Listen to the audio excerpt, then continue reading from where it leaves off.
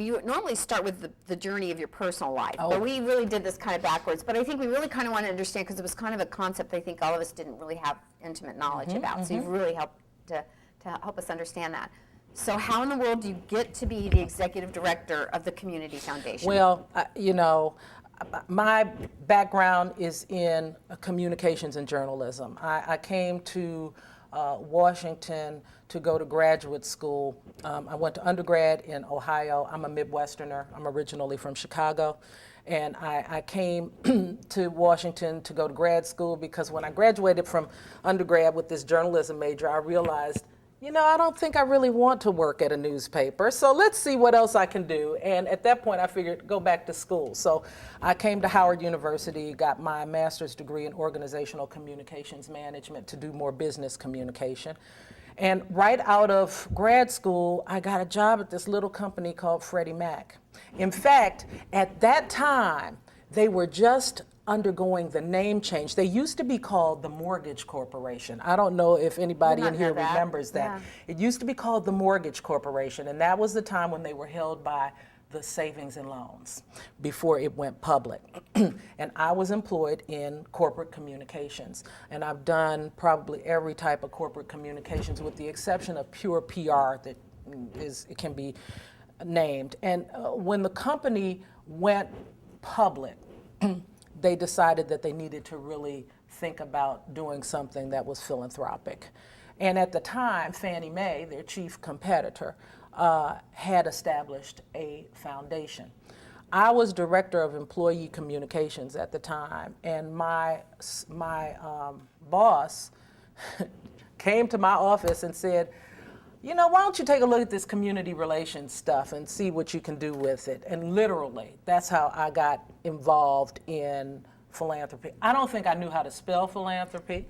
I don't think I really understood what philanthropy was, but I knew that I had a stack of letters on my desk that were dropped by my boss that were asking for money from the corporation. So we began a kind of corporate community relations program, and I thought to myself, well, if Fannie Mae has a foundation, maybe we should have a foundation as well. So I went around to the officers of the company and interviewed them and asked them what they thought, and everybody was in agreement that they thought we should establish a foundation, but they all felt that we should focus on issues of housing since we were a housing corporation, with two important exceptions: the general counsel and the CEO, both of whom thought we should establish a foundation, but didn't think it should be on housing-related issues because they thought it was too closely related to the business.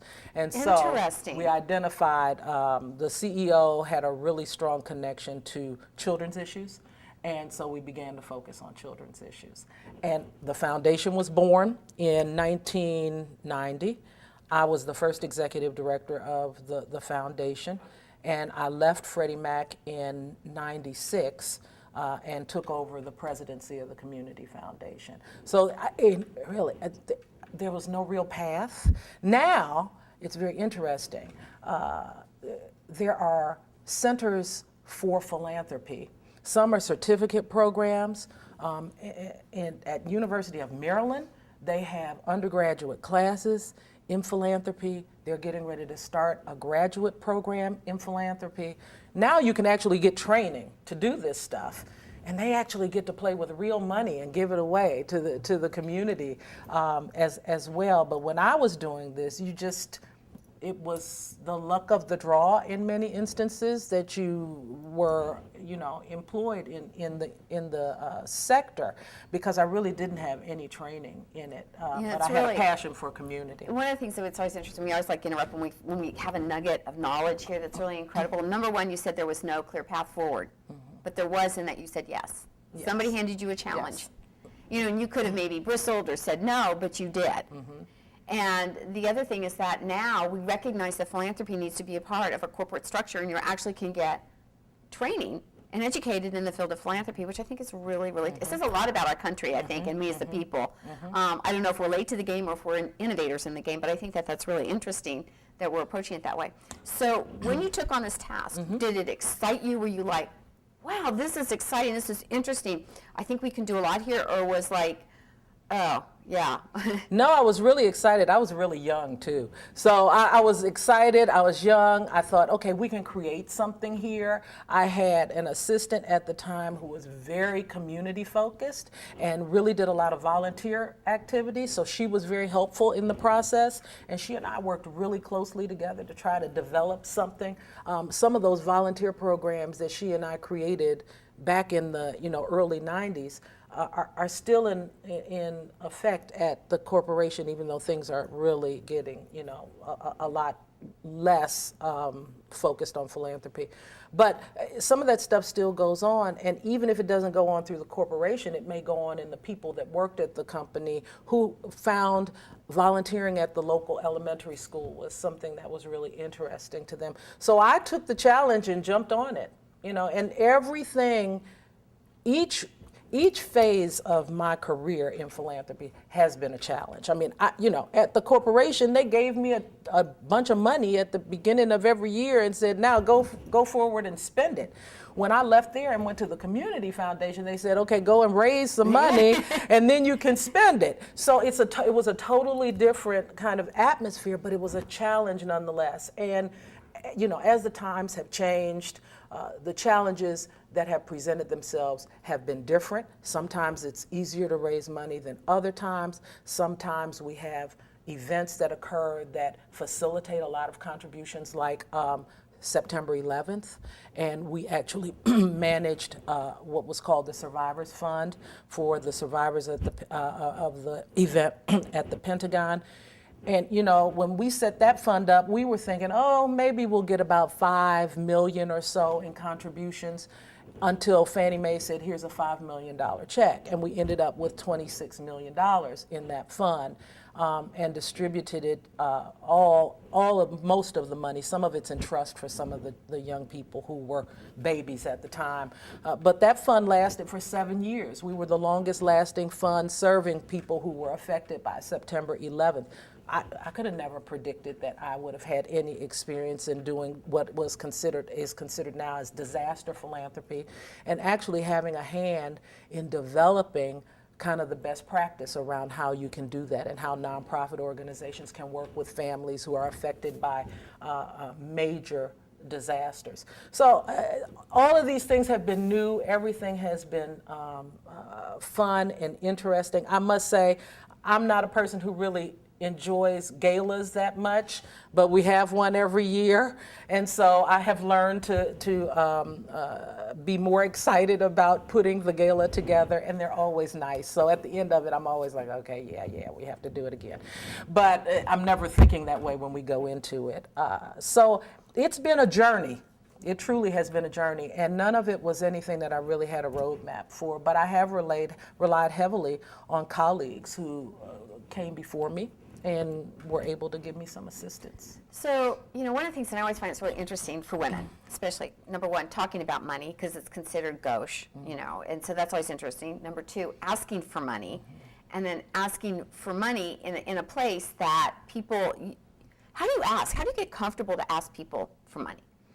Is there a lesson here for asking for money? Well, I figure the worst thing they're going to say is no. And when you're representing a nonprofit, frankly, when you are out with somebody, they probably are waiting for the ask to come. But I think the lesson that I have learned is fundraising is all about relationship building. It's all about relationship building. You're probably familiar with Mario Marino. Definitely. And Mario told me once, he said, the problem and for everybody here, share who Mario Marino is. Mario Marino is the founder of something called Venture Philanthropy Partners.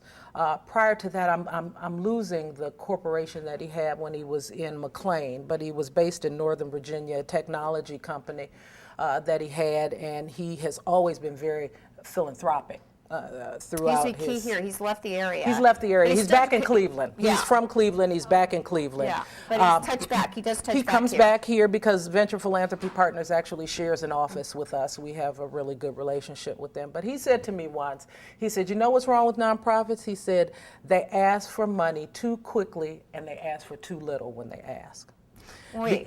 I think that's a business lesson there. I think there's actually a business lesson here. We ask for money or something too quickly, And you don't ask for enough. enough. I think we all need to remember that. We ask too quickly, we don't ask for enough. And that's exactly what the premise of Success in the City is built on. It's about building relationships first, That's knowing right. that the deals will follow. That's right. You don't come in and you don't go, "Hi, glad to meet you. Can I have a Exactly. check?" Or I want to sell you something you don't need, but I really don't care because I have something to do. It's really the relationship. Exactly. Why would we want to give something? Exactly. You do have to something know you the don't- yeah. people that you're going to give to. And what's resonating with them? You may be saying, "Hey, I need you to help support this foundation over here," but there's a key thing. They have That's lost a family member to a disease or something That's like that, right. and that's where that's where their heart is. Right. That's where you really need to find out what people's hearts are. So I think there's a business lesson. Absolutely. And that's kind of what I think about that when I'm trying to raise money. If I don't have a strong relationship with the individual that I'm approaching, I'm probably not going to ask for money right away. I want to build that relationship over time. So how long have you been with the Community Foundation now? About 15 and a half years. It'll be Interesting. 16 years in July. Interesting. So you've seen a lot of change. I have seen happen a lot of inside that. change. I've seen a lot of change in the organization, a lot of change in our community. And how money works and everything else in that right now during this time. You kind of you go through these highs and lows. So let's talk a little bit about your family. You're Sure. married. Let's talk I about your am. husband. My husband is a Baptist preacher.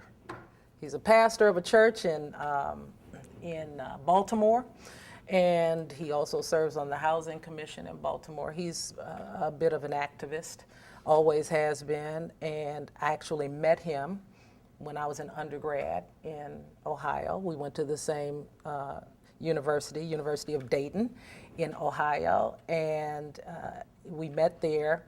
I graduated a year before he did. I came east. He graduated the year following. Actually, we had broken up. It was my fault. But, okay, so I pled mea culpa, and we got back together. He went west, and then we got back together, and he came to the East Coast because he always wanted to go to Howard to get a graduate degree. So he came here and got his graduate degree, and a year later we got married, and 3 years later we had our first child, and we've been married for 26 years. Did you know that he was going to be a preacher? He actually was licensed in the ministry the year before we got married, and it scared me to death because I was raised Catholic. And I thought my grandmother was going to just keel over, honest to goodness. I think she was like, "Oh my God, what is she doing? He's a Protestant and we're Catholics," and but they love him. I actually think my mother likes him more than she likes me. But we've been married for 26 years, and that's a whole story in and of itself. I'm an only child. He's the baby of 12. So that's a very interesting combination, to say the least. Definitely. Well, it's really interesting because my mother married my father. My father, Di Lorenzi, and that's my maiden name, I'm Italian, so obviously probably pretty Catholic. But in those days, my mother could not marry him unless she renounced her faith. So she was Southern Baptist. And she used to, I remember kind of the conversations about the jokes, I remember when they started, we used to speak Latin when I was growing up. For those who don't know, I was actually in a convent for a year, was going to be a nun. And my mother was very cool about being Catholic until one of her children wanted to be a nun. And I think it was the clothes, I'm not sure, but she was like, it was really an interesting conversation, which I think, in those days it was kind of like cool to have one of your offspring to go to the church. But for my mother, it was like, in fact, there was another girl where we were stationed on a base. She was becoming a nun. She was going to become a cloistered nun and not speak again. And I think there was a point there going, "Have you thought about doing that?" The not speaking part, huh? Speaking part. At least till you graduate from high school. But it's really, really interesting, how that dynamic is. So do you go to church every Sunday? And yes, indeed, I do. Every Sunday. Interesting. Well, most Sundays. If there's something that, my youngest child has to do, she plays volleyball, so some of her tournaments are on Sundays. And we've now been at this particular church. He's been pastoring this church for, actually, I was pregnant with her when we got there, so 13 years. And we've gotten beyond the she has to be there every Sunday kind of thing, even though they still ask questions when I'm not there. So, but typically I'm there.